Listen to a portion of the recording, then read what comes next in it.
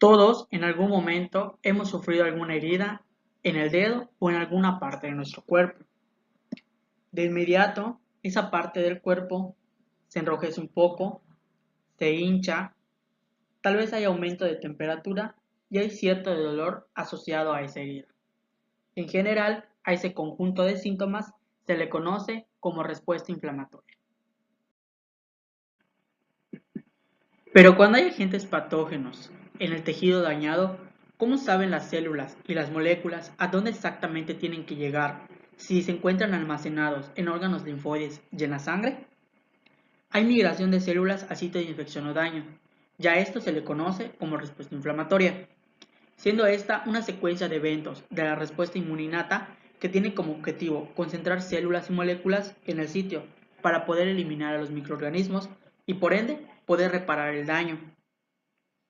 Las respuestas inflamatorias agudas van a iniciar cuando moléculas centinelas, como es el caso de los macrófagos, como es el caso de las células dendríticas y los mastocitos, que se encuentran de manera natural en el tejido antes de la infección, van a utilizar receptores de los linfocitos T y receptores de reconocimiento de patrones citosólicos del sistema inmunitario innato, esto con el fin de poder detectar microorganismos y células dañadas. Sin embargo, los microorganismos se reproducen de manera muy rápida y estas células centinelas tratan de fagocitar de manera más eficiente a los microorganismos. Sin embargo, no lo hacen con éxito.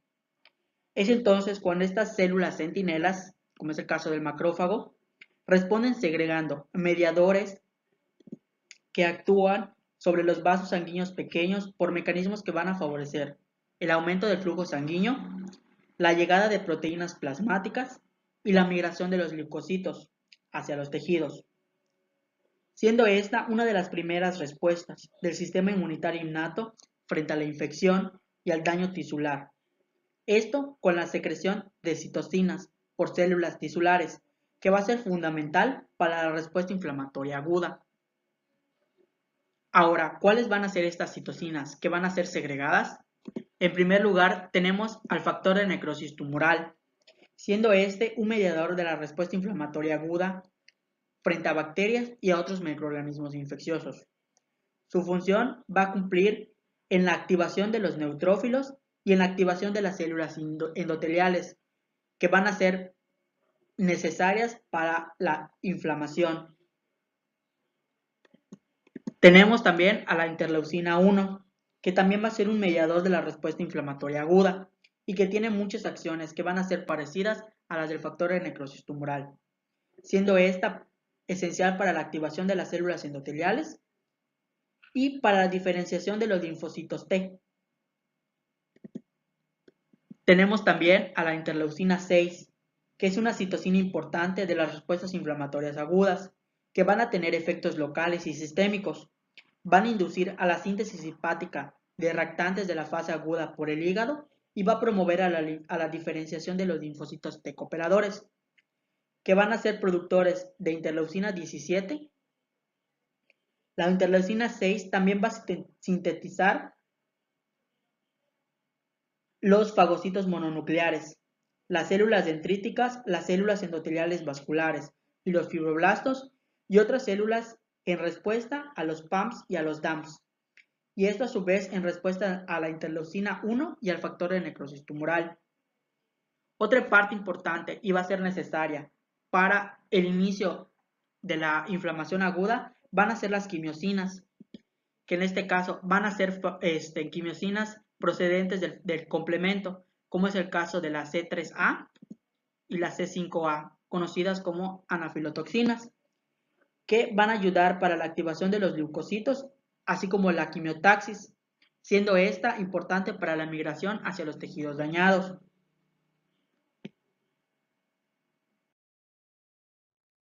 Los macrófagos, al no poder fagocitar todos los microorganismos, piden ayuda a los neutrófilos. Pero, ¿cómo hacen estos para salir de los vasos sanguíneos? Los mastocitos responden a los PAMPs y a los DAMPs, secretando histamina y prostaglandinas. las cuales actúan separando las células endoteliales de la estructura de los vasos capilares, y a este proceso le llamamos vasodilatación. Además, incrementan la permeabilidad capilar. Por consiguiente, esto incrementa el flujo sanguíneo a través de los tejidos y aumenta el movimiento hacia el exterior de los vasos sanguíneos de proteínas plasmáticas, como las proteínas del complemento, pentraxinas, colectinas y anticuerpos. Estas moléculas efectoras solubles del sistema inmunitario innato trabajarán de forma concertada con los leucocitos que han sido atraídos hacia el tejido desde la circulación. Entonces, las células endoteliales de las vénulas postcapilares van a aumentar la expresión en su superficie de moléculas de adhesión para los leucocitos por la activación del factor de necrosis tumoral y la interleucina 1. Estas inducen primeramente la expresión de la selectina L en los neutrófilos y la selectina E en el endotelio vascular, con lo que los neutrófilos comienzan a pegarse poco a poco y pierden velocidad. A este proceso se le llama rodamiento. Durante este proceso también participan las plaquetas. Los neutrófilos liberan al factor de activación plaquetaria, el cual aumenta la adherencia, lo que estimula a las células a una mayor expresión de más moléculas de adhesión, como la molécula de adhesión intercelular 1 y la molécula de adhesión a las células vasculares, con sus respectivos ligandos presentes en el endotelio vascular. Ahora bien, la unión de todas estas moléculas dan como resultado la adhesión firme. El neutrófilo se detiene por completo sin importar la fuerza de arrastre del bombeo sanguíneo y una vez completamente detenido puede empezar a salir aplastándose entre las células del endotelio, a lo que le llamamos diapédesis. Como bien vimos, la vasodilatación da paso al reclutamiento de células defensoras, en especial de los neutrófilos, que son abundantes en la sangre. El factor de necrosis tumoral, la interleucina 1 y la interleucina 6 producidos en los sitios de inflamación, potencian la producción de neutrófilos a partir de progenitores de la médula ósea y la liberación de neutrófilos maduros hacia la sangre. Los neutrófilos responden a las señales rápidamente y salen del vaso por diapédesis hacia el sitio de infección. Los neutrófilos eliminan las bacterias infiltradas mediante fagocitosis, liberando factores tóxicos que contienen sus gránulos citoplasmáticos, produciéndola así una muerte extracelular. Aprovechando la dilatación del vaso sanguíneo, se filtran también linfocitos T cooperadores que liberan interleucina 2. Esto para crecer, proliferar y reclutar linfocitos T. Liberan citocinas para pedir refuerzos y activar linfocitos B. Los linfocitos B responden a las señales liberadas por los linfocitos T para diferenciarse en células plasmáticas. Gracias a que las células presentadoras de antígeno están exhibiendo una parte de la invasora de linfocitos T y B, estos los reconocen y se multiplican para poder combatir efectivamente al microorganismo extraño. A su vez, los neutrófilos y los macrófagos derivados de monocitos fagocitan y destruyen microbios. Estas funciones están potenciadas por la opsonización de los microbios por las proteínas de complemento. Las células B procedentes de los tejidos liberan inmunoglobulinas como la inmunoglobulina E y otros mediadores solubles de la inmunidad innata. La inflamación aguda puede desarrollarse en minutos u horas. El complemento más importante en la inflamación aguda incluye el C3A y el C5A, que median las anafilatoxinas. El C5A considerado como quimiotáctico para neutrófilos y el C3A para opsonina en fagocitosis. Estos complementos pueden activar el complejo de ataque de membrana, que puede activar los mastocitos. Después de la activación, los mastocitos secretan algunas moléculas proinflamatorias como histamina, factor de necrosis tumoral alfa, cinina y leucotrenos. También, gracias a las anafilatoxinas, llegan más neutrófilos y macrófagos al sitio de infección.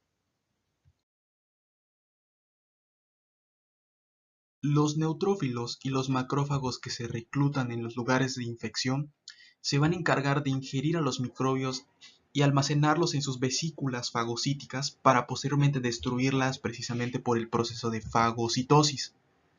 La inflamación aguda se suele asociar con la muerte de muchas células del hospedador, lo que incluyen células tisulares destruidas por los microbios o por daño colateral precisamente por las actividades microbicidas de los leucocitos reclutados. Una vez que los macrófagos han eliminado a los microbios a través del proceso de fagocitosis dentro de sus fagolisosomas, se procede a desempeñar una función básica en el proceso de reparación debido a diversas actividades que pueden desempeñar los macrófagos. Como primer punto, se ha retirado el objeto infectante. Posteriormente, los macrófagos entrarán y eliminarán células muertas y comenzarán a secretar factores de crecimiento que van a favorecer la angiogénesis y la regeneración de tejido. Los macrófagos también son capaces de secretar el factor de crecimiento transformante beta y otras citocinas que van a estimular la síntesis de colágeno para los fibroblastos, lo que va a favorecer la formación del tejido cicatricial y reemplazar las partes dañadas.